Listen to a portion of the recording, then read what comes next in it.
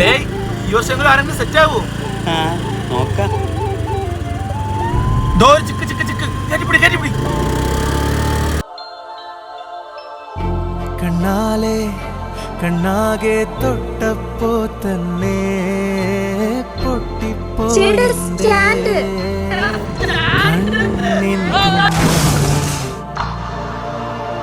Hello ചേട്ടാ, കുഴപ്പമൊന്നുമില്ലല്ലോ? ഇല്ല, കുഴപ്പമില്ല.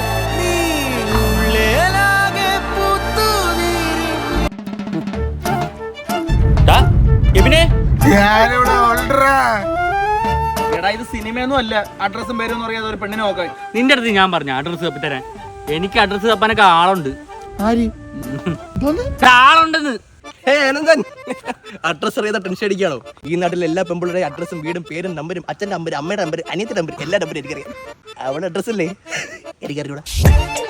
പിന്നെ നീ എന്തിനു പോയത്? ക്ലിയറായോ? എനിക്കറിയാം. ഉള്ളത് പറ. അവളെ പേര് ഗായത്രി. അവളെ അഡ്രസ് എന്ന് പറയുമ്പോൾ Raj Bhavan Palayamkunnu core Varkala, pin number 695646. Phone number 9798. Full ഇട്ടിട്ട് പോടാ.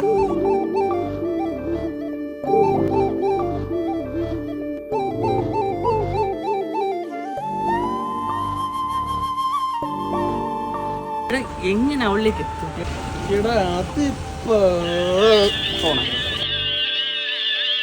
പച്ചക്കറിയാ വാങ്ങിച്ചോണ്ട് വരാം.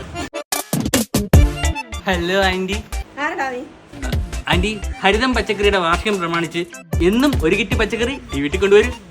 ആണാ? ഈ സംഭവം കൊള്ളാല്ലേ?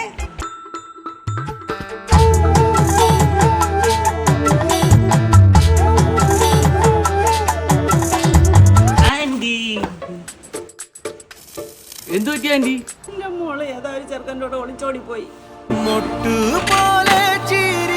ഒളിച്ചോടിയ അമ്മ ഫോൺ വിളിച്ചിട്ട് എടുക്കുന്നില്ല. ആന്റി, അപ്പൊ ഇതാര്? ഇതെന്റെ രണ്ടാമത്തെ മോള്. എനിക്ക് 2 ഇരട്ട പിള്ളേരാണ്.